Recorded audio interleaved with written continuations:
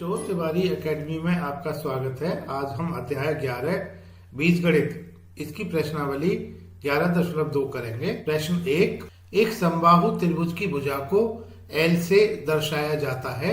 इस समबाहु त्रिभुज के परिमाप को L का प्रयोग करते हुए व्यक्त कीजिए।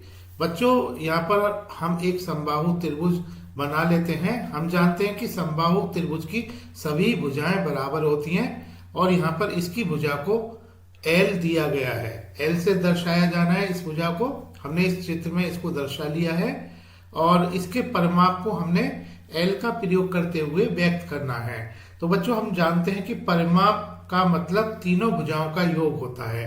तो यहाँ पर तीनों भुजाएं बराबर हैं, तो L धन L धन L, यह 3L होता है।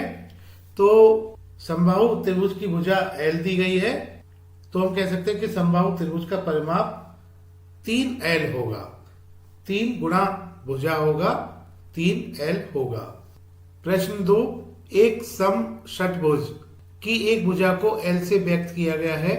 L का प्रयोग करते हुए इस षटभुज के परिमाप को व्यक्त कीजिए। संकेत, एक सम षटभुज की सभी 6 भुजाएं बराबर होती हैं और सभी कोण बराबर होते हैं। तो बच्चों, इस चित्र में एक सम षटभुज को दिखाया गया है और इसकी भुजा को L से व्यक्त किया गया है। क्योंकि हम जानते हैं कि परिमाप सभी भुजाओं का योग होता है, तो इस सम षटभुज की सभी भुजाएं बराबर हैं, तो इन सभी भुजाओं को जोड़ेंगे, L को 6 बार जोड़ेंगे तो यह 6L आ जाता है। तो हम कह सकते हैं कि सम षटभुज का परिमाप, यदि इसकी एक भुजा L है तो इसका परिमाप 6L होगा। सम षटभुज की भुजा L दी गई है, अतः सम षटभुज का परिमाप 6L होगा। प्रश्न 3, घन एक त्रिविमीय आकृति होती है, जैसा कि आकृति में दिखाया गया है। इसके 6 फलक होते हैं और सभी सर्वसम वर्ग होते हैं। घन के एक किनारे की लंबाई L से दी जाती है। घन के किनारों की कुल लंबाई के लिए एक सूत्र ज्ञात कीजिए। बच्चों, जैसा कि हम इस आकृति को देख रहे हैं, यह घन दिया हुआ है। इसकी लंबाई, चौड़ाई, ऊंचाई बराबर होती है और यहाँ पर इसको L से व्यक्त किया गया है।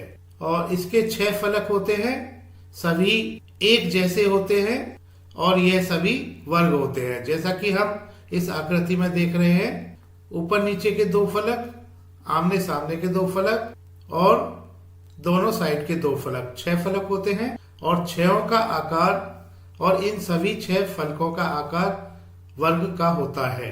अगर हम किनारों को गिने तो जैसे कि ये 1, 2, 3, 4, 5, 6, 7, 8, 9, 10, 11, 12, तो इसके कुल किनारे 12 किनारे होते हैं। क्योंकि एक किनारा की लंबाई L दी गई है, जो किनारा होगा भुजा के बराबर होगा। एक किनारे की लंबाई L है, तो घन के किनारों की कुल लंबाई, क्योंकि 12 बराबर किनारे हैं, L है, तो यह लंबाई 12L होगी।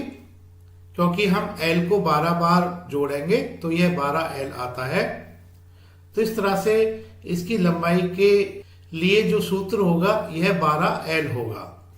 तो हम लिख लेते हैं, घन के एक भुजा की लंबाई बराबर L, और हम घन में भुजाओं की संख्या को लिख लेते हैं जो कि 12 है।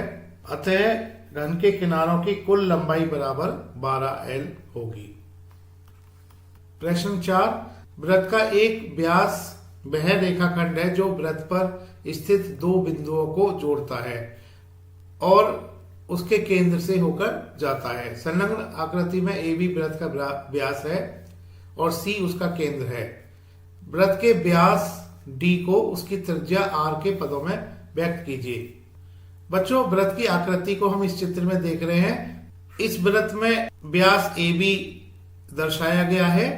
हम जानते हैं कि यहाँ पर जो वृत्त की त्रिज्या होगी यह AC होगी, BC होगी, CP होगी।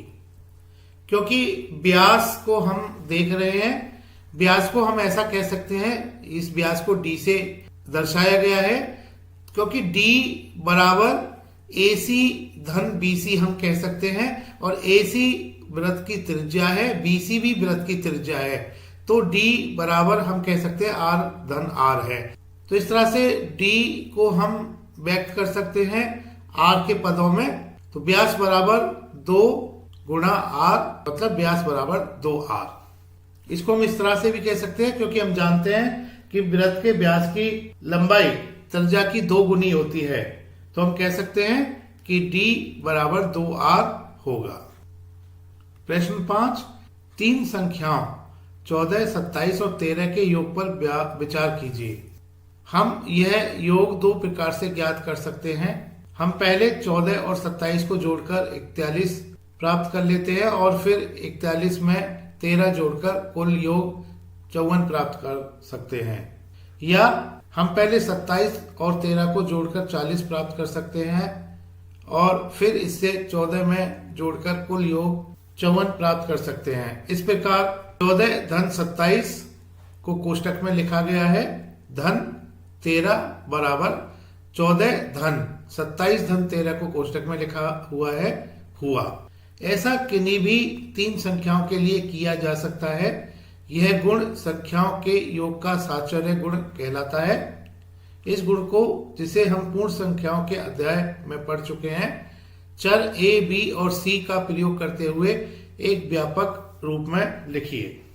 बच्चों, जैसा कि इस प्रश्न में दिया गया है कि 14 धन 27 को पहले जोड़ लेते हैं और इसके बाद इसके योग को 13 में जोड़ें, और यह उत्तर वही आएगा जो कि अगर हम 14 को बाद में जोड़ें, पहले 27 और 13 को जोड़ लें और इसके बाद इसके योग को 14 से जोड़ें, तो ये दोनों उत्तर समान आते हैं। तो इस तरह से हम 14 धन 27 इसको कोष्टक में लिखें, धन 13 बराबर 14 धन 27 धन 13 को कोष्टक में लिखें, ऐसा होगा। यहाँ पर हम, क्योंकि 14, 27 और 13 की जगह कुछ और संख्याएं हम ले सकते हैं, तो यह संख्याएं हम यहाँ पर इसको चर कह सकते हैं क्योंकि यह संख्याएं बदल सकती हैं, क्योंकि इस गुण को हमने व्यक्त किया हुआ है। तो यहाँ पर चर को प्रयोग में लाते हुए 3 चर यहाँ पर प्रयोग में हम ला सकते हैं, A, B और C। इसको हम इस तरह से लिख सकते हैं कि A धन B धन C बराबर A धन B धन C होगा।